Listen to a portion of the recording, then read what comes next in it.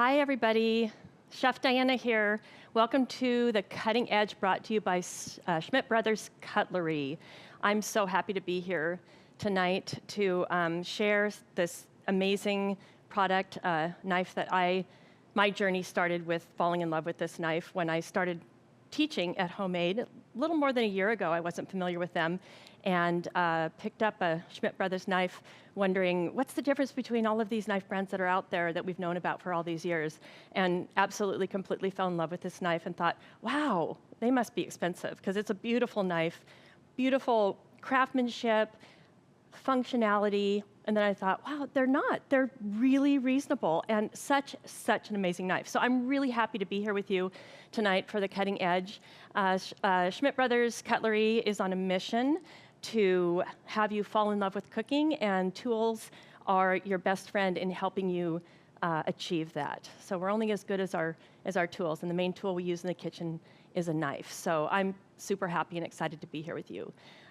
We're doing a chopped salad tonight, and we'll get into that in just a few minutes. I'm really happy to be working tonight with Chef Meg in the chat. Hi, Meg. Hi. Great to be here with you. Oh, yeah, so great to be here with you. I love a chopped salad so much. This is like the ideal, group of textures, flavors, everything. It is. It's colorful, it's beautiful, it's healthy, it's vibrant. We get to practice our knife skills. We prepare meals for days to come if we want to. And so this product that we're using tonight is the 7-piece gridiron. It's a beautiful set, and we'll talk about each piece and probably use just about every one of these useful knives tonight in our chopped salad so that I can introduce you to them if you don't know them already. By the way, if you don't know them already and about the construction and everything about these knives, Chef Meg is putting a link in the chat for you to go and learn about them and where they're found. So the set we bought for this class, available at Target and also on schmidtbrothers.com. So check it out if you haven't already. So that link will be in the chat for you. And please check them out, because I had not been familiar with them, and I am a huge fan now. So we'll get started in here in just a few moments. I just want to introduce you to the 7 pieces just briefly in this set. So a chef knife is probably the knife that most home cooks or professional chefs are most familiar with. This is an 8-inch chef knife, and I always recommend to people who are cooking. I taught professionally for many years, and then I taught adolescents for many years, and I teach home cooks. And I don't care what category there you fall into. I always recommend that you need to pick a knife that feels good for your body type and size and feels good in your hand.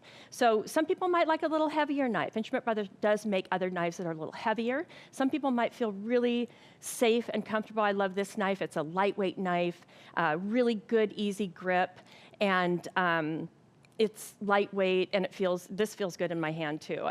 So you need to pick a knife that feels good to you and safe and comfortable. So you do have options, but I love this set tonight. It's a 1-piece, so there's no bolts or rivets, other parts of the knife that some other brands, and even Schmidt Brothers sells ones that have different construction to them, and they're all fabulous. But this I like. It's 1 piece. It's got a really nice, easy grip to it. It's lightweight and easy to clean, super easy to clean. So this is an 8-inch chef's knife, and that's a pretty standard size. They come a little smaller, and they come a little bigger, so you can choose one that works for you. We'll talk about how to hold them and all of that in a little bit later on. Make sure before you put them in this lovely block that comes with this 7-piece set that they are clean and that they are dry. You want them to be dry so that you don't put them down inside the block with moisture on them, because that could harbor bacteria if there was any residue of food or anything left over. So really simple to wash, dry them off, and then store them in this lovely block that comes with it that looks great on a countertop. This one is a really fun knife. This is a Santoku knife, and multiple uses for this knife. It's a Japanese,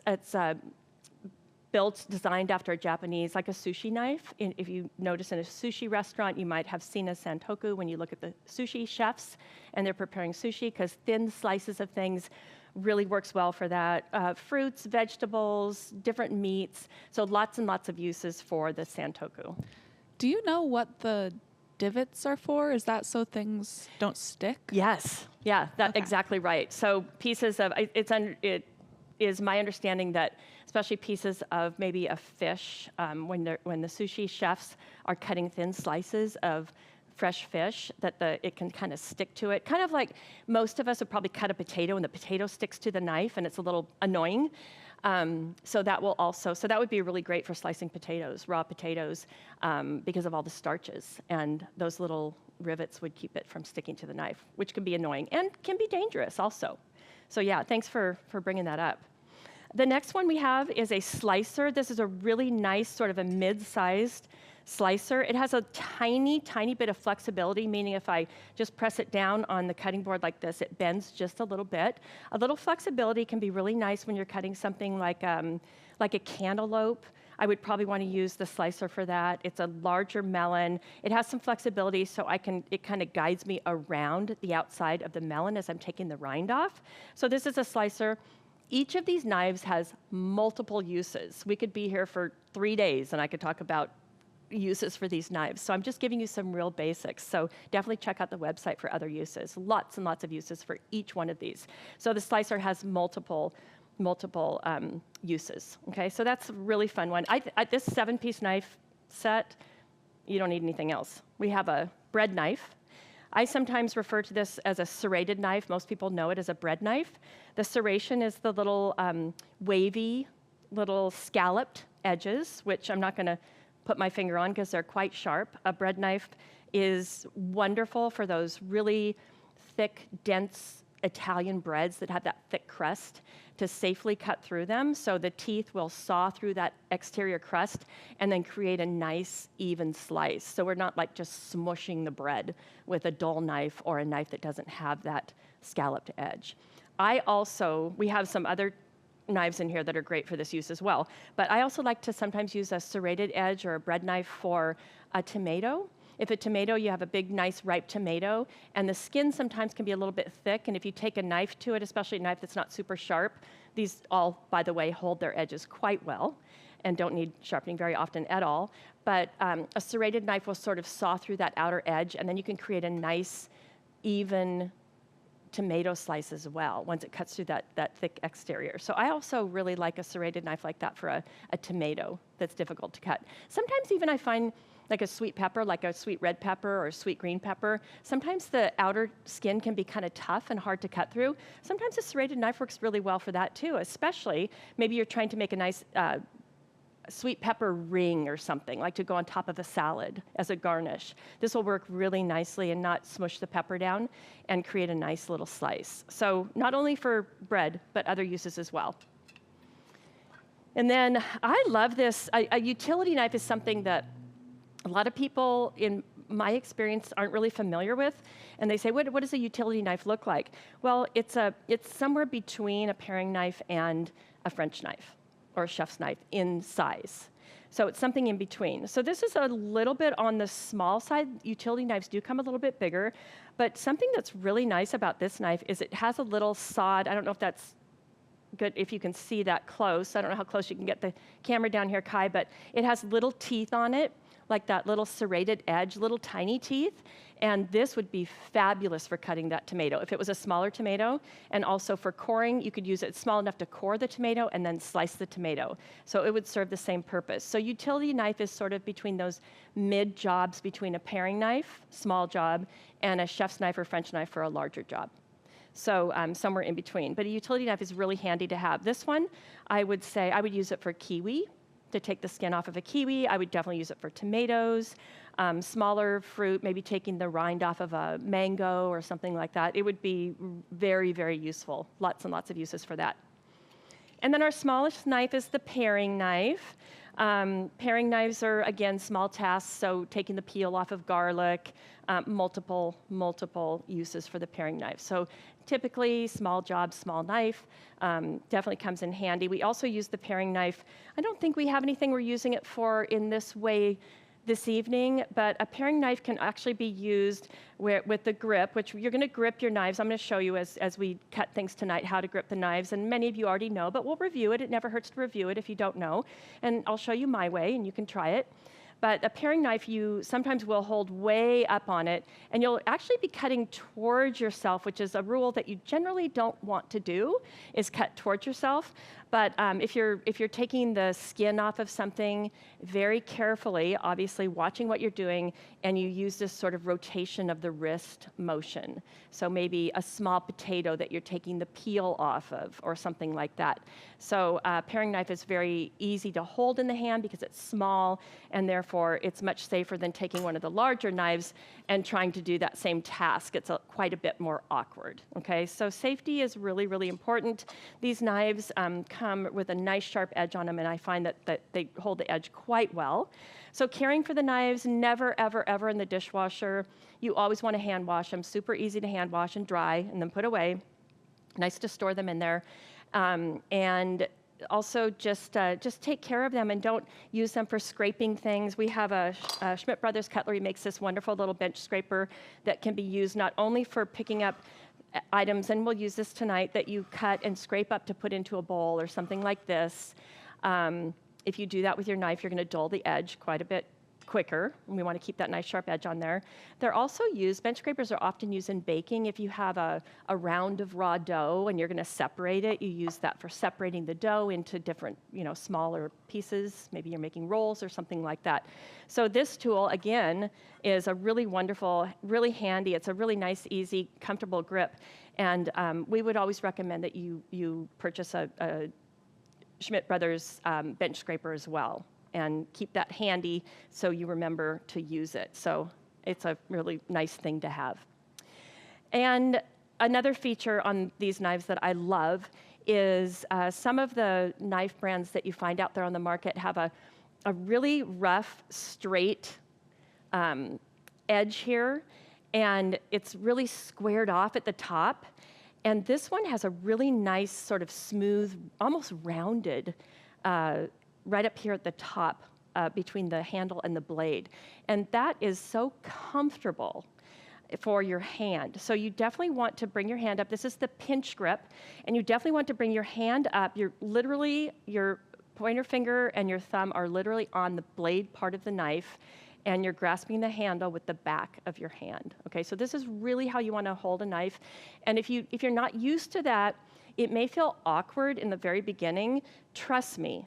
If you practice it over and over again and remind yourself, it will become habit, and you'll say, gosh, why didn't I do that earlier in my cooking career or my cooking life or whatever? Because it feels so much more safe and steady, and therefore your knife skills are actually will improve. Okay, if you're holding back here like a sword or something, then it's kind of like, it's very awkward, and your skills are not going to be nearly as competent. So really practice that, and we never want to do this. This is a habit that I see a lot. You never want to do that. That kind of takes everything kind of off balance. So tuck that pointer finger down here. And again, if you're not used to that, it might feel a little weird at first. So those are the knives, and they're fabulous. So we're going to start with the dressing tonight for this chopped salad. Again, this chopped salad, it's really simple ingredients that you have at home. You can modify the ingredients, really budget-friendly, colorful, healthy, do ahead, and so many reasons to love this recipe. Do some food prep on a day off or on a weekend, take a couple hours and do the food prep, and then it's so nice to come home. Everybody's busy, to come home and just have things already done. So you never really want to hurry with your knife skills. You want to build up over time, speed and precision, and hopefully some of these tips that we're introducing you to tonight will help you with that. All right, so we'll get started. Any questions in the chat, Meg, before we get going? No questions, but I do have a fun fact from Paulette. Oh, I love it. At Schmidt Brothers. Okay. Bench scrapers. Oh, wait, where to go? Sorry. Bench scrapers have been around since the Iron Age and were brought to America by early Dutch settlers. Wow. Used in cooking for that long. Yeah. Thank you so much for that. Keep them coming. I love that. I love the history and the trivia and the tips. And I learned from our, it's so fun, these cloves, and we love our partner, Schmidt Brothers Cutlery. I love teaching these classes. I've been teaching culinary arts for a long time, but every time I teach a class, you all teach me something. And I'll tell you, there's nothing more fun about a job than when you're, this is really a hard job. I love this job so much. I'm learning from you, and so we learn from each other. So thank you for that. Keep sharing. Keep dropping things in the chat. I think it's a good time to call out that there's a community page as well where we can keep sharing tips and recipe ideas. Please do, and you have that. They have that link in there, right? Yeah, Mm-hmm. yeah. So let's use the flat side of the chef's knife for starters to start the dressing. So the dressing recipe calls for a bowl, and we're going to whisk. You can do that. Totally fine. And you get what we call an emulsification. And emulsification is when all of the liquid, the waters, meaning vinegar, lemon juice, et cetera, blends with the oil. And the oil becomes emulsified in that liquid, and so it all kind of stays together. If you would just envision a vinegar and oil in a jar, and you shake it up, and then it's all homogeneous, it's all the same consistency, and then you set it down on the counter. Within 5 minutes, it's going to separate, right? The vinegar goes to the bottom and the oil goes to the top. So since this dressing is not going to stay emulsified, I'm just going to make it directly in the jar that I'm going to store it in, okay? And then we were talking before class, so I found this jar to make the dressing in tonight. And then we were talking before class, you know what you could do? You could transfer your dressing to a smaller container in the refrigerator, because I always make a lot of salad dressing, because why not, right? I mean, there's some good brands out there that are bottled, but if you're gonna make a homemade dressing, why not just make more? It gets better as it sits over time, so just make a little bit more and then store it. It lasts for a long time, and then you have homemade salad dressing around. And so you could make one of those layered salads in here, like with all of the ingredients that we're gonna chop up and work with tonight. You could make one of those really beautiful layered salads, like red cabbage on the bottom, and then maybe a layer of herbs and parsley, and then the tomatoes and the chickpeas or whatever, and layer this, and then keep your dressing on the side, and then take it to work and show off. Wow, look at my little bag lunch today. Isn't that fun? I love that. So anyway, we're gonna make it in here, and we're gonna start with the garlic, and I'm going to use the side of my knife to just smash these cloves just a little bit, and then we'll peel. I'm going to save one for later. We're going to peel the garlic back, and I could grab my paring knife to do that. And then I'm going to make a garlic paste. So if you have salt going into a recipe and you want to practice your knife skills, and we want you to practice your knife skills, and Schmidt Brothers Cutlery wants you to practice your knife skills, so you fall in love with cooking, because you will once you start feeling super confident, if you don't already. We're going to make a garlic paste, and we're going to start by just mincing the garlic. I'm using the chef's knife. Notice the placement of my hands. Notice the rocking motion. The tip of the knife is on the board, never comes off the board. I keep my fingers, we call this kind of the claw grip, out of the way. I use them as a guide. And I just make these really rough pieces of garlic. I have to remember how sharp these knives are. Be careful. And then once you have, you can use your bench scraper if you don't, if you're nervous about, just make sure you don't come in contact with the blade, right? We don't want to do that, rub that metal along the blade. And then I'm going to put a little bit of salt on there. And then I'm going to take the flat side of the knife and just press down. So again, the blade is not coming in contact with the board at all. And I'm just going to make this. That was a big garlic clove too. I hope everybody here at Homemade who's going to eat this later likes garlic. I think we do. And then you can just keep going. It depends on how fine you want it. I'm using the back of the knife, or you can use the bench scraper, but not the blade for scooching things around, if you can get out of the habit of that. Just full disclosure, I didn't use a bench scraper for a number of years. And then I started making a habit of using it, and I found that the edge of my knives stayed sharp for a lot longer. So that's motivation for me. to use the bench scraper. And then let's go ahead and put that into the jar. You can keep going a little finer if you want. But it's going to sit in here and kind of marinate with everything else. And the salt is helping to kind of break up the garlic a little bit. It acts as a, it's abrasive, so it kind of helps break it up a little bit. And then we have red wine vinegar. So 2.5 tablespoons of red wine vinegar. You could certainly use a different vinegar, white wine vinegar, balsamic vinegar. That's going to be a little sweeter. We're going to put a fair amount of oregano. You could also use marjoram if you want.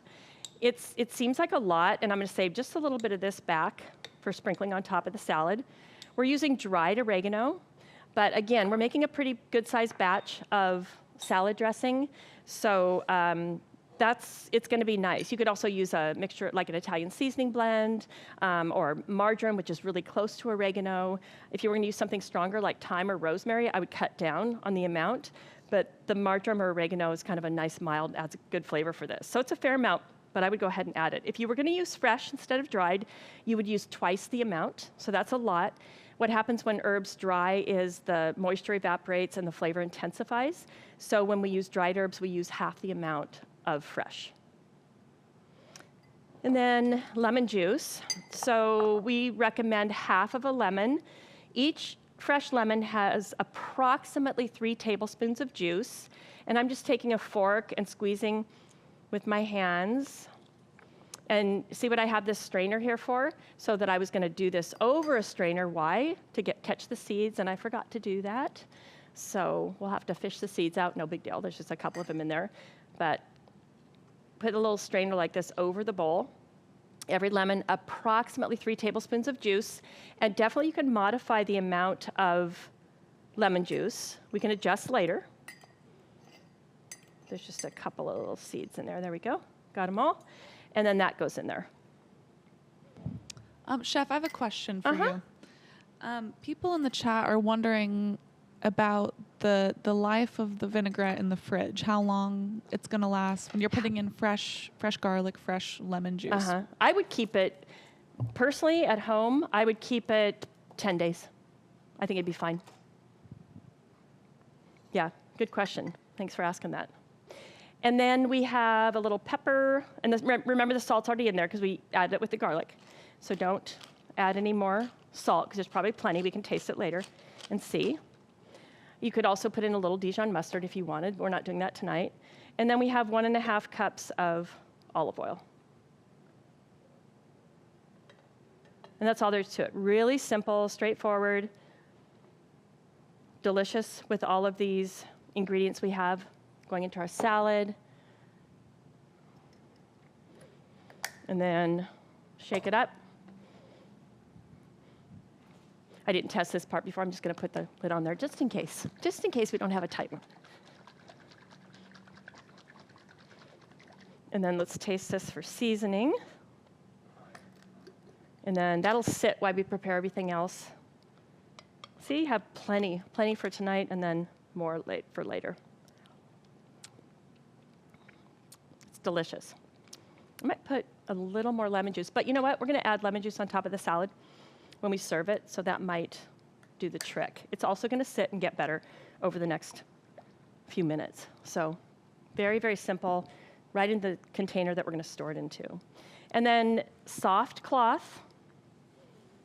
This cloth has a little tiny bit of sanitizing solution on it. And then I'm just going to let that either air dry, or I would take a clean, dry towel and dry it before I put it back into the block. Okay, and then, so we have the dressing done. We're going to use red onions tonight. Not everybody's a fan of raw onions. I want to show you a little trick to take a little bit of the bite, a little bit of the heat out of them. So maybe if you haven't been a big fan of raw onions before in a salad, you might try this old trick and just give it another try, maybe. So we're going to take the red onion and just slice it thin. And everything in here I washed ahead of time, always. Even if you're going to peel something, fruits and vegetables, even if you're going to take the rind off or the peel off, always wash them ahead of time. They've been handled, and when you take your beautiful knife and it's clean and you cut through the outside into the inside, if the outside has some bacteria on it, if you cut through, especially if you're not going to cook something later on, you could contaminate the inside of your product that you're going to eat raw. So I always tell people, wash fruits and vegetables before you prepare them, no matter if you're going to eat the rind or not. I think it's a really good habit. So everything in here has been washed. So we cut the onion, pulled, I call it pole to pole. So this is the sprout end, and this is the root, and this is the sprout. So we washed it and then just cut it in half. And then I usually take off, I'm gonna go ahead and use the, actually sometimes the onions are a little sticky too. So let's use the santoku. I think that'll be really nice for this preparation.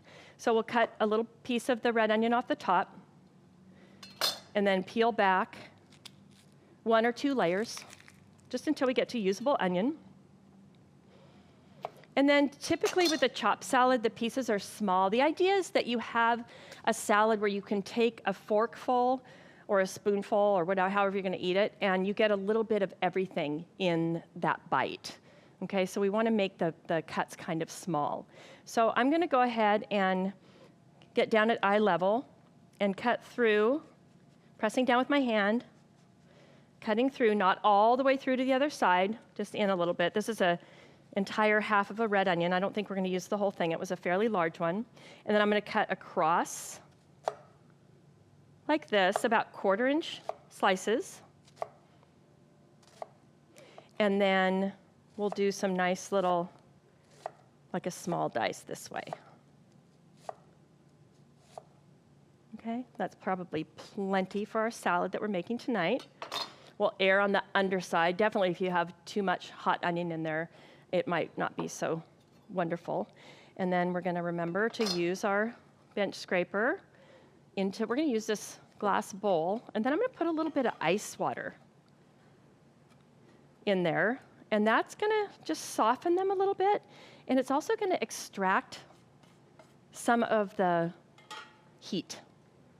So we have this cold ice water. I don't want so much ice in there that it's going to be difficult to get that out. So we'll just put the cold water with not so much ice in there, just until we're ready to plate. And that should take a little bit of the bite off of those. Okay, so those are ready to go. And then a chopped salad often will have the lettuce of choice is iceberg lettuce. You could definitely modify that. You could use a different type of lettuce. The thing about iceberg, which is kind of nice in this salad, is that iceberg stays crunchy for a long time. It has a very high water content. It doesn't have as many vitamins or minerals as some of the other darker leafy lettuces, but it has some, definitely. It's nutritious because it's very hydrating, and it does have some nutritional value, and it's good in here because it really holds up and it stays nice and crunchy. So I do like the iceberg in this salad because it'll really withstand the time. And so it's been washed on the outside, and this is a trick that I learned. Now you could certainly take your paring knife and very carefully core this, and that would work really well. But you can also just pound the lettuce down, and that pops out. You know, that worked so well tonight that I almost feel like maybe some people thought I cheated, but I didn't. I did not cut that ahead of time. But it usually doesn't really just like jump out like that. That was pretty good, huh? Meg, did you see that? Did you see that, or did you miss that? Yeah, you did it so powerfully. Well, you know what? We We have it on tape. That was pretty impressive, actually, if I do say so myself. But the paring knife would work fine, too, if you don't want to make all that noise. Or also, I set the bar pretty high for that, so maybe you don't want to try it. You just want to use your knives anyway. I would say chef's knife, definitely a larger knife for this. Your slicer would work. Oh my gosh, your French knife would work. Which one feels the best in your hand? You have so many choices. So I'm going to go ahead and just use the chef's knife. And we're going to cut little, like 1-inch pieces, small pieces, typically for a chopped salad, okay? If this starts rolling around a little bit, then cut a little flat surface for yourself. Just cut a little bit off so that it stays a little more stable, okay? So I don't know if we need this whole head. We'll see, because we're going to create our salad in this bowl here. So I can always cut more if I need to. It's going to hold better. Lettuce is going to store better if you don't cut it all and then store it. You know, definitely you want to cut enough for a few meals. So we'll go across this way a little bit. And then across like this. It doesn't have to be perfect. I mean, this salad is so beautiful because there's so much color and texture that the lettuce, it's on the bottom. I mean, we're going to toss it all together, but it's on the bottom. So the lettuce is one of those things that, you know, precision cuts, you're not going to get it all perfect, but you do want them to be bite-sized and easy to eat. And that's the idea here. So that looks pretty good. So we'll go ahead and put that on the bottom. We have some beautiful radicchio next, which is not only a fun word to say, but kind of a fun product to work with. So radicchio, it's an Italian leafy vegetable. I'm gonna put a little bit more lettuce in there because that's kind of the main character. So we'll put a little bit more. So the radicchio, we have two different types today, just so that we could show you. It's available in most grocery stores.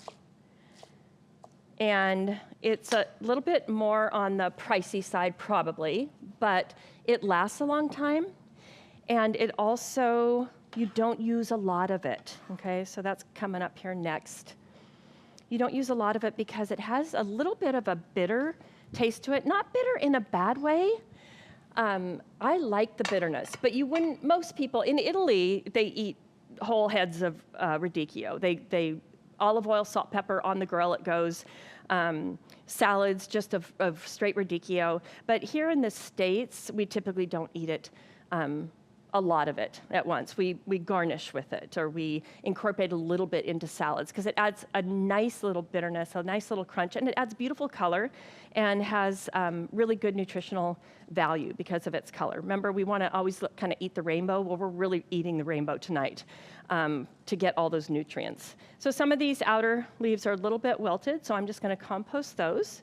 And then we have these two different types. So this one, a lot of times people think that this looks a lot like a red cabbage, and it does. And then this one is a little more like endive, a little longer, looks almost like a purple head of romaine lettuce or something. So a couple of different ways we could use this. I'm going to show you the roundish one. You would core it with your paring knife and then just make some thin slices or small pieces. Okay, so let's not use that one. But I'm glad we had it to show it to you tonight. I want to use the longer one because I want to show you a cutting method called a chiffonade. So it's a French term that means tiny little ribbons, a chiffonade. So I'm going to go ahead and cut, again, it's been washed. I'm going to cut this in half carefully. And then I'm going to do that rocking motion with my knife that I showed you a few moments ago on the board. So just making thin little ribbons. And this is called a chiffonade. So you can do this with spinach. We do a little tiny chiffonade with basil. Basil would be really good in this salad. We don't have local basil available. You can buy basil year-round. But basil's delicious in this salad. We don't have any tonight. We have some other herbs that we can use. So herbs are maybe, you know, you're not seeing them in the recipe, but they're delicious added to this salad. So let's see. There, that beautiful chiffonade of radicchio. So we'll go ahead and add that. I wonder if there's people here with us that have used radicchio in different ways other than just fresh or greens. Has anybody cooked with it? Because we don't often cook with it, but it can be really good. Just put that in the chat if you have something to share. I'd love to hear. It's one of those more uncommon things. So we said tonight's recipe has a lot of, you know, simple, basic, common ingredients, but the radicchio is one that it is readily available, but a lot of people are maybe fearful or just have never used it and don't really know what to do with it. So let us know if you have some fun way to use it. Sure is pretty, right? So pretty. I love radicchio. I've used it sautéed. Like sautéed with mushrooms is nice because the warm umami of the mushrooms kind of cuts through the bitter. Yeah, that is nice. And you know, I found when I have sautéed it, like the color might change a little bit, but it's still really pretty. It becomes almost like this muted purple color a little bit, which it's not unpleasant color. It's still really pretty. It doesn't have that really bright purple. The thing about a chopped salad is sometimes it has a way of getting everywhere. Okay, so what else do we have? Oh my gosh, we have so much. Okay, so let's use this fun little utility knife with the little tiny teeth to do some of these tomatoes. So I have a ton of tomatoes here. So we're just gonna do a few tomatoes. And let's just cut them, depending on the size, we'll just cut these in half. Roly-poly. I've been chasing them around the kitchen counter all day today. So those little teeth here just really saw right through. These knives are sharp. I'm not gonna say if, but if you don't have a set yet, when you buy a set, you must. Be careful at first. You may be working with knives that you've had around a long time and haven't had them sharp, and you're used to a dull knife, maybe a little older knife. So when you buy a new set of knives and take them out of the package, these are really, really sharp. So it's a fabulous feature, but just be careful. It might not be what you're used to. It's making me realize that I need to go home and sharpen my knives. Okay, and then what we're gonna do with these is we're gonna put them in this bowl, and we're just gonna toss them with a little bit of salt. And that's just gonna kinda marinate them. Remember, we got a lot of salt in the dressing, so not too much, just a little bit. And again, the salt's gonna sort of draw out some of that moisture and sort of create this really yummy, like tomato juice stuff in the bottom of there. So those are ready to go. And then pepperoncinis, again, may not be for everybody. We love them around here. Knife option, let's see, let's go ahead and we will take the stem off with our small paring knife, small pepperoncini, small job. So we're just gonna cut the stem off. And then, and if I had been using larger tomatoes, by the way, I would have used that, I might have used that bread knife, the larger serrated knife. If I had a nice big farmer's market or homegrown big tomato, I would have used the larger knife. This is fabulous for these smaller tomatoes or smaller cherry tomatoes, or even a Roma, which is a little bit bigger than a cherry tomato. But as far as the larger ones, I would definitely go to the serrated bread knife for that. That would be a good use for that. So let's go ahead and come either our Santoku or the chef's knife, and we'll just do thin strips with that rocking motion again. Carefully. Always, I have this tendency when I'm teaching these classes, I want to look up at you, but I'm sorry, I'm not trying to be rude, but I'm going to look down to where I'm cutting, especially with these fabulous sharp knives, and I want these small, beautiful precision cuts. So little strips. You could also do these bigger depending on your preference. You could also use different things. What about marinated artichoke hearts? Different olives. Lots and lots and lots of options.